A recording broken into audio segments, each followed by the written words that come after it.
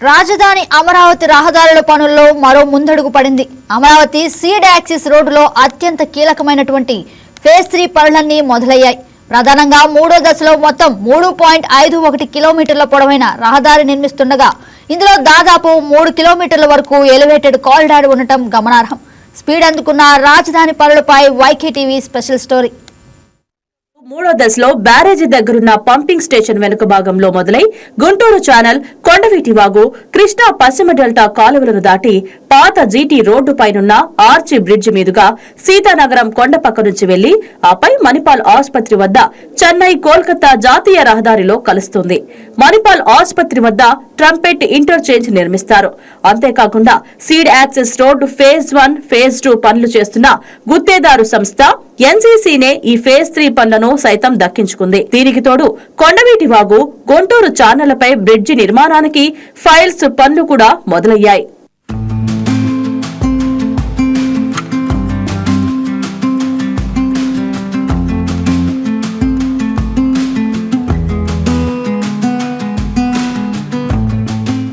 Seed access road phase 3 రహదారి అంచనా వ్యయం మొత్తం 512 కోట్లు. పన్నులు, ఇతర వ్యయాలు కలిపితే ఇంకా పెరిగే అవకాశాలు లేకపోలేదు. అదేవిధంగా ఫేజ్ 3లో భాగంగానే కొండవీటి వాగు, గుంటూరు ఛానల్ పై 262 మీటర్ల పొడవైన బ్రిడ్జి నిర్మిస్తారు. దీని తర్వాత మళ్లీ సుమారు 100 మీటర్ల పొడవైన రోడ్డు ఉంటుంది. అక్కడి నుంచి నేరుగా ఎలివేటెడ్ కారిడార్ మొదలవుతుంది. ఎలివేటెడ్ కారిడార్ పాత జీటీ రోడ్డులో భాగంగా బకింగ్హామ్ కెనాల్ పై నిర్మించిన ఆర్చి బ్రిడ్జి మీదుగా వెళ్తుంది.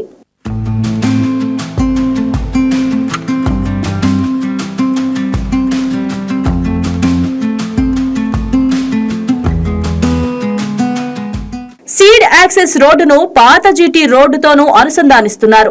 ఇందుకు బకింగ్హామ్ కాలువపై స్టీల్ బ్రిడ్జ్ నిర్మాణ పనులు శరవేగంగా జరుగుతున్నాయి.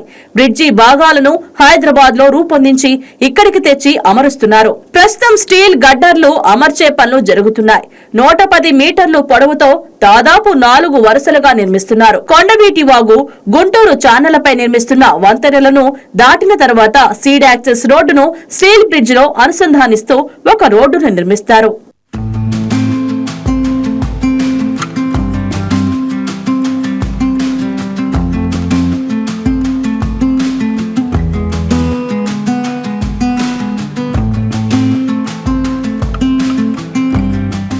విజయవాడ నుంచి ప్రకాశం బ్యారేజ్ మీదుగా అటు మంగళగిరి వైపు నుంచి రాజధానిలోకి వెళ్లేవారు ఈ స్టీల్ బ్రిడ్జి మీదుగా సీడ్ యాక్సెస్ రోడ్ లోకి నేరుగా ప్రవేశించొచ్చు. ఫేజ్ 3 నిర్మాణం పూర్తయ్యేంత వరకు స్టీల్ బ్రిడ్జి మీదుగా రాజధాని అమరావతిలోకి రాకపోకలను సజావుగా సాగించేందుకు వెసులుబాటు లభిస్తుంది. ప్రస్తుతం కృష్ణా కరకట్టే ప్రధాన రహదారిగా ఉంది. స్టీల్ బ్రిడ్జి నిర్మాణానికి మార్చి నెలాఖరు వరకు సమయం పడుతున్నట్లు తెలుస్తోంది. కొండవీటి వాగు, గుంటూరు ఛానళ్లపై బ్రిడ్జి నిర్మాణం మే నెలాఖరుకు పూర్తయ్యే అవకాశాలున్నాయి. సీడ్ యాక్సెస్ రోడ్డు ఫేజ్ 1 9 వరుసలుగా నిర్మించారు. అదేవిధంగా ఫేజ్ 2 సైతం 9 వరుసలుగానే నిర్మిస్తారు. భూగర్భ డ్రైనేజీ, నీటిపారుదల వ్యవస్థ, విద్యుత్, ఐటీసీ కేబుళ్లు వంటివి వాటిని డక్ట్స్ లో ఏర్పాటు చేస్తారు. వీటి నిర్మాణం పూర్తయిన అనంతరం చెరొక వైపుగా 3 వరుసల చొప్పున మిగతా 6 వరుసలను పూర్తి చేసేస్తారు. ఇక ఫేజ్ 2 రహదారిని మంతెన ఆశ్రమం నుంచి ప్రారంభించి భూసేకరణ సమస్య రానంత వరకు 1.6 కిలోమీటర్ల పొడవున 3 వరుసలుగా నిర్మించి ఆ తర్వాత కృష్ణా కరకట్ట రోడ్డుకు తాత్కాలికంగా కలిపారు.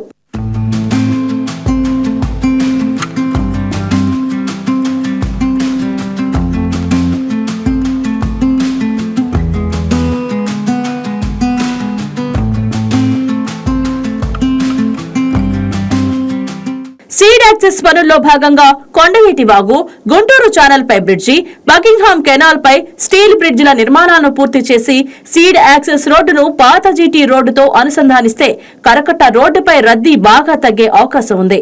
అయితే సీడ్ యాక్సెస్ రోడ్డు ఫేజ్ 3 నిర్మాణం సైతం పూర్తయి జాతీయ రహదారితో అనుసంధానిస్తే మాత్రం రాజధానికి పూర్తి స్థాయిలో రాచబాట పడినట్లే అవుతుంది.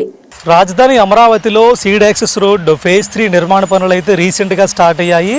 సీడ్ యాక్సెస్ రోడ్ని మొత్తం 3 ఫేజుల్లో నిర్మిస్తున్నారు. అందులో భాగంగా ఫేజ్ 1లో 14 కిలోమీటర్ల రోడ్ ప్రజెంట్ అందుబాటులో ఉంది.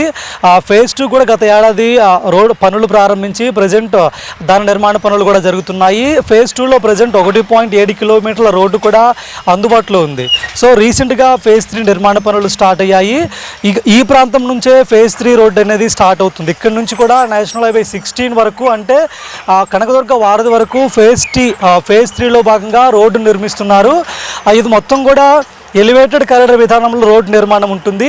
సో ఈ ప్రాంతం నుంచే ఎలివేటెడ్ కారిడార్ ప్రారంభం అవుతున్న నేపథ్యంలో ఇక్కడ మనకి ఫైలింగ్ వర్క్ చేపడుతున్నారు. ఫైలింగ్ వర్క్ చేసిన తర్వాత పిల్లర్స్ ఏర్పాటు చేసి ఇక్కడి నుంచే ఆ రోడ్డు నిర్మించడానికి ఇక్కడ అన్ని ఏర్పాట్లు కూడా చేస్తున్నారు. ఈ వీడియో మీకు నచ్చినట్లయితే లైక్ చేయండి, షేర్ చేయండి, మా ఛానల్ కి సబ్స్క్రైబ్ చేయండి.